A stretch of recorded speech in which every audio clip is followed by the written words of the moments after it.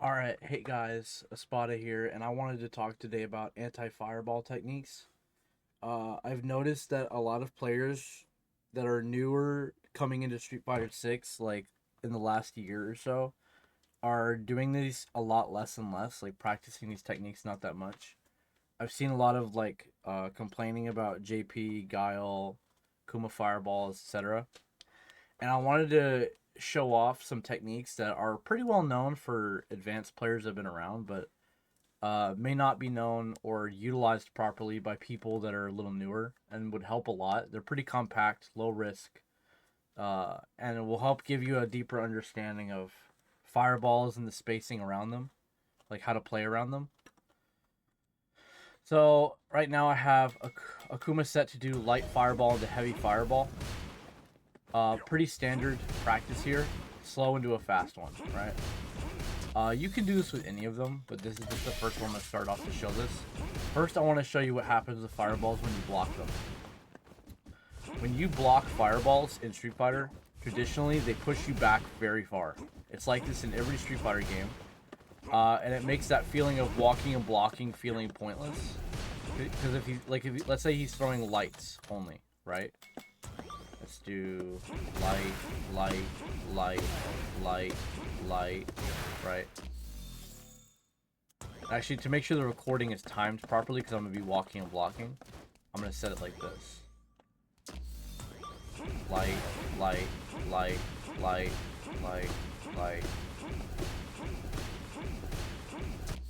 Right? And then I'm going to restart in the middle and have him do it.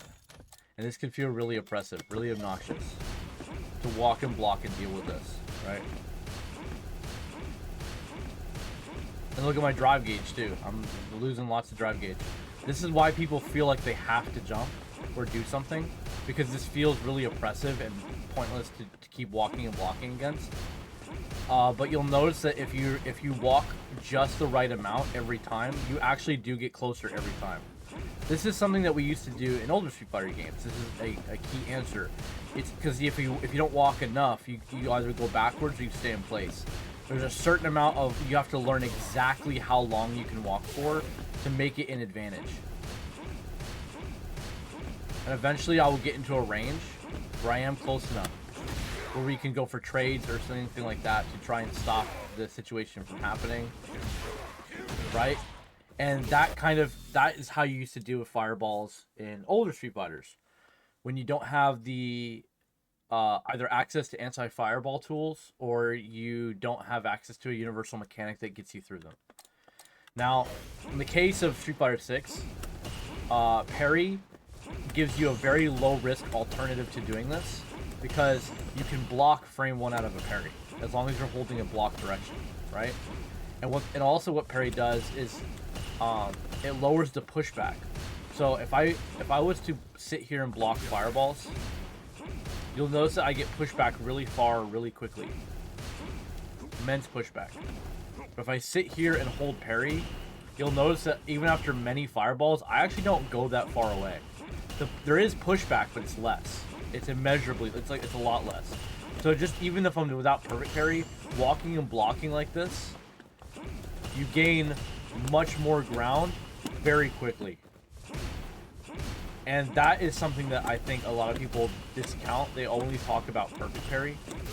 They don't talk about how walking and blocking with parry like this actually gains you an immense amount of space. Now, I do want to mention that perfect parry is obviously better if you land it, and we're gonna learn how to deal with that. Like every time you go for these, like right there, that wasn't a reaction. Every single walk and block, if you look at my inputs, I'm OSing scissors in case I get it, right?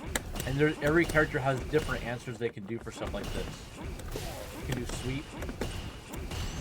So in case I do get it, it comes out, right? And you have to be spacing specific. So sometimes you're gonna do combos like this, into whatever, right? So that's an example. If you have an anti-fireball move, you could also block a fireball, read a second fireball. Like, let's say I do like this. parry and then EX Crusher. This is something some characters can do. Some characters have trade combos where they can block one and then trade with the startup of the next fireball, like with a sweep, like this. This is not a perfect parry. I am blocking that. Like I can normal block it and still go for this. Because even on trade, that's good for me, right? Even on trade, that's good for me. Some characters can do this. Generally speaking, you don't want to block one and then like this and then jump. That's what's called a fireball trap. Akuma actually recovers in time here to anti-air you. If I was to set up a recording to show this, it would look like this. Let me make sure that's frame perfect. Yep. So, turn that on.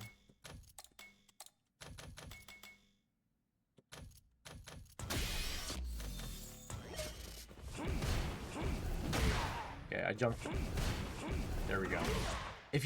So the thing is, if you block it at the right spacing, then it doesn't matter if you jump right away. Like right here. I cannot jump this fireball. This is called a fireball trap. The first fireball gets blocked and has enough frame advantage, where the second fireball is free on a jump. This is why jumping typically is not a good answer to this. However, there is an exception, and it involves using that perfect parry situation I was telling you about earlier. When you perfect parry a fireball, you cancel all recovery, like block stun when you block it. You can act immediately, right?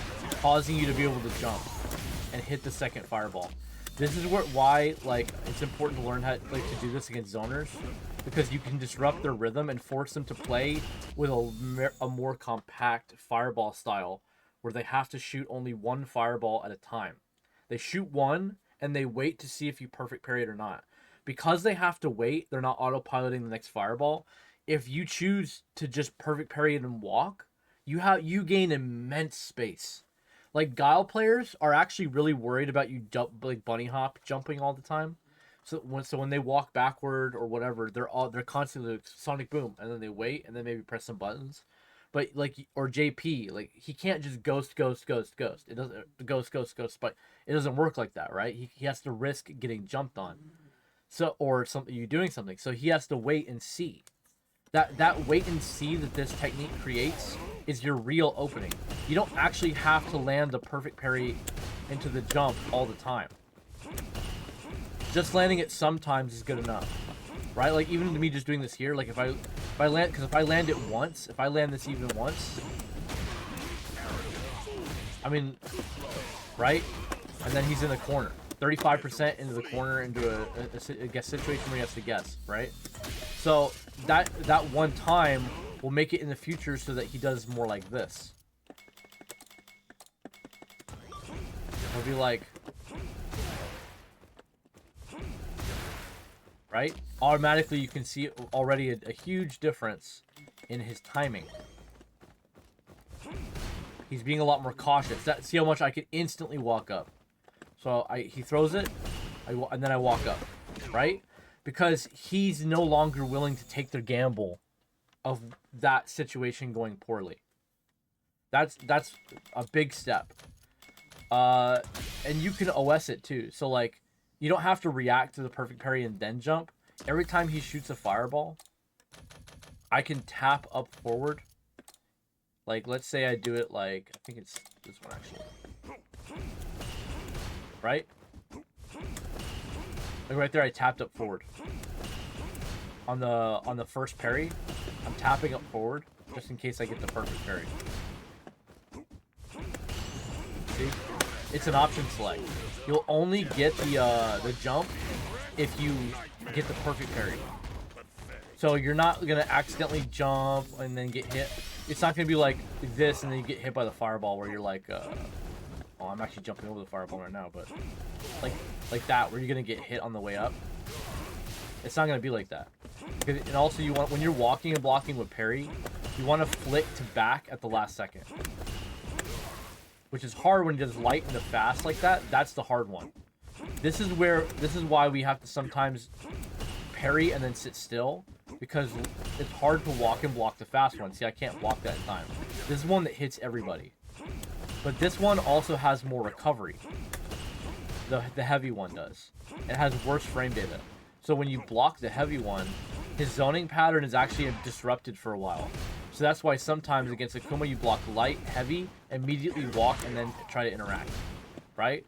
Also, because it has more recovery, if you do land the perfect parry, you can get big punishes. Like, you can option select drive rush, just like you can with a jump, and you can interrupt or punish the heavy fireball.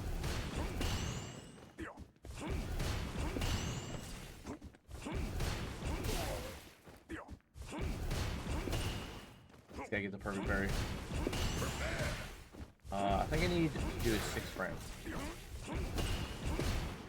The heavy one is also easier to perfect parry sometimes, depending on your personal timing, because it reaches you very quickly, so it's almost like the timing you react coincides with the perfect parry at the last second.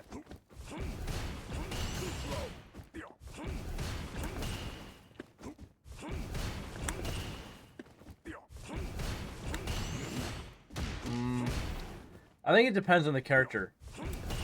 Some characters can punish this. I think... No, probably not from there.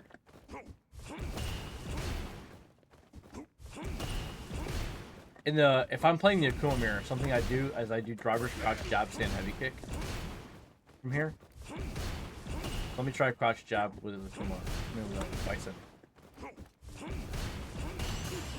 Too far, so like here. Yeah. Right? So there's combos you can go for. Like you can drive rush OS. That way also if they do nothing, you can just take your turn on them. Gain that ground. You can go through some fireballs like JP Ghost as well. Like if you time this the right timing, you can do it. You can go through. It's like certain things like that. This is all worth labbing. But the basic fundamentals is OSing things behind your perfect parry and walking and blocking, and then learning when to sit still because you think a heavy's coming. Not every character has a heavy as fast as Akuma's. But Guile can do light boom, EX boom, and it does the same thing. JP can do ghost and then spike right away, which would stop you from walking after the ghost. So just examples of like, okay, you parry and then you sit still. Or parry and then maybe you hold it as a read, right? Which, by the way, gains you a decent amount of bar. If you're down bar and you read that they're going to autopilot fireballs and you hold it, sometimes you get a whole bar back. Or a half bar, look at that. So if I restart, look at my bar, right? I lose bar, gain bar. Lose some bar, gain bar. And that makes that little hold really worthwhile. And like I said, characters like JP, for example, this can be really, really good to give you some extra meter that you're missing. I'm gonna make my bar fix. I don't know. I think it's refill. Yeah. That way it stays like this. And then I'm gonna have him do something basic like. I want that to not do that.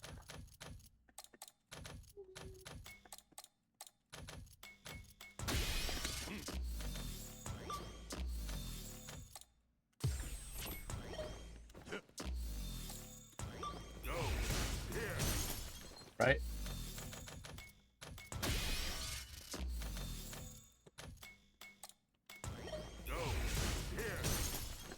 You get the idea. From out here, we block it way out here. And that even stops you jumping. It stops you dashing, right? So it makes you want to perfect parry. But you see, even if I perfect parry the ghost and dash, I still get hit. So what you can do is hold parry and gain extra meter there. Or you can double tap.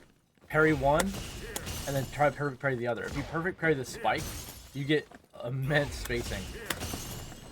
Really good to do stuff like this. Right? So yeah, guys, this is what I wanted to talk about with fireballs. I hope you find this really useful. There's just some basic concepts to cover. There's more, obviously you can go further in depth, but I just wanted to give like a basic primer for some options available to you. Y'all have a good day.